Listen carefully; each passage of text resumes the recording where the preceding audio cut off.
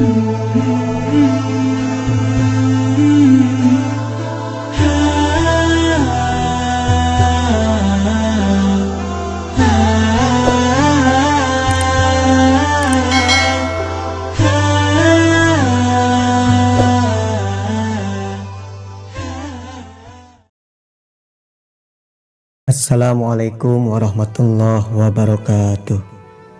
Bismillah, alhamdulillah, alhamdulillahillazi amarna wa auzabana fil ibadah. Wassalatu wassalamu ala sayyidina wa maulana Muhammad sallallahu alaihi wasallam. Ilahi anta maksudi waridoka maklubi atini mahabbatak wa marifatak. Qalu subhanaka la ilma lana illa ma 'allamtana innaka antal halimul hakim. Hasbunallah wa ni'mal wakil, ni'mal maula wa ni'mal nasir. La haula wa la quwata illa billahil aliyyil azim. Segala puji bagi Allah yang masih memberikan kita beribu-ribu nikmat, yakni nikmat iman dan Islam, nikmat sehat panjang umur, dan juga nikmat ibadah, dan juga nikmat istiqomah. Tak lupa sholawat beserta salam mari kita limpah curahkan kepada junjungan alam, yakni manusia yang paling agung, manusia yang paling sempurna, manusia yang sangat dicintai oleh Allah, yakni baginda Nabi besar Muhammad sallallahu alaihi wasallam. Bahwasanya melihat itu lebih baik daripada mendengar, namun merasakan lebih utama dibandingkan melihat dan mendengar. Sedulur-sedulur yang diberkahi Allah Subhanahu wa Ta'ala, bahwasanya kita hidup di dunia yang fana ini pasti akan mengalami kekeliruan yang ada di dunia ini. Bahwasanya kita hidup di dunia ini penuh dengan lika-liku perjalanan, yang mana ada goncangan, bahkan cibiran, bahkan fitnahan, yang mana yang kita ketahui melihat itu lebih baik daripada mendengar, namun merasakan lebih utama dibandingkan melihat dan mendengar. Ada suatu contoh dan edukasi buat sedulur-sedulur sadayana. Suatu contoh tentang melihat itu lebih baik daripada mendengar. Ada suatu ketika ada seorang wartawan. Seorang wartawan tugasnya itu adalah untuk mencari berita, yang mana mencari berita itu adalah tugas pokok bagi seorang wartawan. Suatu ketika wartawan tersebut sedang bergegas ingin pergi ke suatu tempat. Pada suatu ketika di jalan, wartawan itu menemukan kemacetan yang sangat-sangat begitu panjang. Lalu apa yang ada di benak wartawan tersebut? Ada muncul rasa keingintahuan, karena ia mendengar dari kemacetan panjang tersebut, dari kerumunan-kerumunan massa tersebut telah terjadi tabrak lari. Maka apa yang dilakukan oleh seorang wartawan ketika ia mendengar kejadian tabrak lari? Lalu wartawan tersebut bergegaslah keluar dari mobil, bertanya kepada warga sekitar, telah ada kejadian apa? Telah terjadi kejadian tabrak lari. Lalu wartawan tersebut ingin meliputnya dan ingin mengeksposnya. Untuk apa? Untuk dijadikan modal beritanya. Akan tetapi saking banyaknya kerumunan-kerumunan massa tersebut, wartawan itu tidak mampu untuk masuk ke dalam kerumunan massa.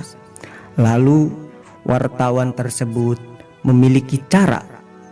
Lalu apa cara wartawan tersebut agar ia mampu masuk ke dalam kerumunan massa itu. Lalu wartawan tersebut mengaku bahwasanya dirinya adalah keluarganya si korban. Apa yang dia katakan? Minggir, minggir, saya keluarganya si korban. Lalu apa? Kerumunan massa pun memberi akses dia jalan untuk masuk ke dalam kerumunan massa.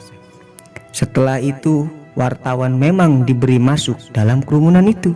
Akan tetapi semua orang yang ada di kerumunan massa itu semua memalingkan wajah dan melihat ke arah wartawan tersebut. Kenapa bisa demikian? Karena yang ditabrak itu adalah hewan, hewannya adalah monyet. Sungguh luar biasa. Kenapa bisa demikian? Sangat malu. Karena apa? Wartawan tersebut mengakui bahwasanya ia adalah keluarganya si korban. Akan tetapi yang tertabrak itu adalah binatang, pasti ia termasuk keluarganya binatang. Kenapa bisa demikian? Kalau orang hanya mengandalkan pendengaran seperti itu. Orang yang hanya mengandalkan pendengaran, tidak disertai dengan melihat, pasti orang itu akan mengalami kesalahan. Begitupun orang yang hanya sekedar melihat, tidak merasakan, orang tersebut akan mudah kekeliruan. Yang salah akan dia anggap benar, yang benar akan dia anggap salah. Sedulur-sedulur yang diberkahi oleh Allah, ketika kita mengetahui suatu perkara-perkara apapun, berikhtiarlah agar kalian mampu mendengar dan berikhtiarlah agar kalian mampu melihat. Ketika Anda telah mampu melihat dengan mata dan kepala Anda sendiri, cari tahulah untuk apa untuk Anda bisa merasakan. Orang yang telah mampu mendengar, orang yang telah mampu melihat, orang yang telah mampu merasakan, bahwasanya orang itu akan mengetahui yang sebenar-benarnya. Orang yang hanya mengandalkan penglihatan bisa termasuk juga sebagai keliru. Akan saya beri contoh sebagai berikut. Dalam penglihatan itu, orang termasuk di negara Indonesia kita tercinta ini, dalam suku bahasa, dalam suku apapun, setiap daerahnya masing-masing pasti mempunyai sebutan-sebutan yang berbeda. Saya beri contoh seperti ini. Kalau di Betawi, wabil khusus di Bekasi, yang namanya air disebut di tanah Bekasi adalah air. Kalau Jakarta itu air, tulisannya air. Tapi kalau di Bekasi itu air, pakai E seperti itu, saudaraku. Dan begitu pun berbeda lagi ketika kita di tanah Sunda. Di tanah Sunda kalimat air itu disebut dengan kalimat cai. Dan begitu pun berbeda lagi dengan orang yang ada di tanah Jawa. Orang yang ada di tanah Jawa itu menyebut air bukannya air, akan tetapi banyu.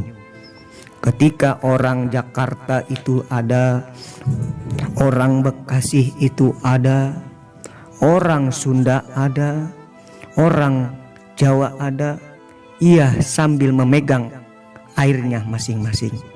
Menurut pendapat orang Jawa ini adalah banyu. Menurut pendapat orang Sunda ini adalah cai.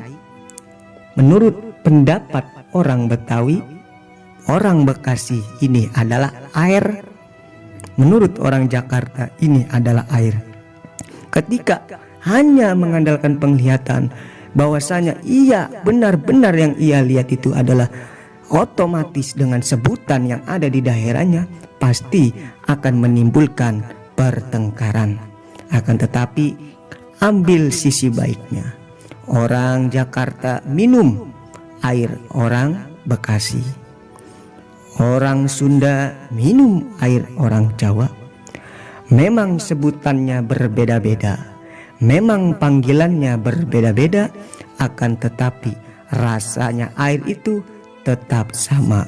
Inilah yang dinamakan merasakan, saudaraku. Maka dari itu, ini segelumit contoh tentang penglihatan. Ketika orang yang hanya mengandalkan penglihatan, maka orang tersebut akan mudah dalam kekeliruan. Akan tetapi orang yang telah mampu, telah melihat, lalu ia mencari jalan, mencari ikhtiar untuk mampu merasakannya, bahwasanya orang tersebut akan mudah mengetahui letak kebenaran yang sesungguhnya, saudaraku. Apalagi kita jangan sampai lidah kita terpleset, gampang mencibir orang, gampang memfitnah orang, berprasangka buruk kepada orang lain. Karena apa? Anna indadoni ana abdibi, aku bagaimana prasangka hambaku, katanya Allah. Kalau hambaku prasangkanya buruk, maka akan keburukan pula yang akan aku berikan. Ketika hambaku memberikan prasangka yang baik terhadap hambanya, terhadap tetangganya, terhadap saudaranya, terhadap rekan-rekannya, maka akan kebaikan pula yang akan dia dapatkan dari Allah Subhanahu wa Ta'ala. Semoga bermanfaat, wabil khusus untuk diri saya sendiri dan juga wabil khusus buat kaum muslimin wal muslimat. Ihdinas syiratal mustaqim. Assalamualaikum warahmatullahi wabarakatuh.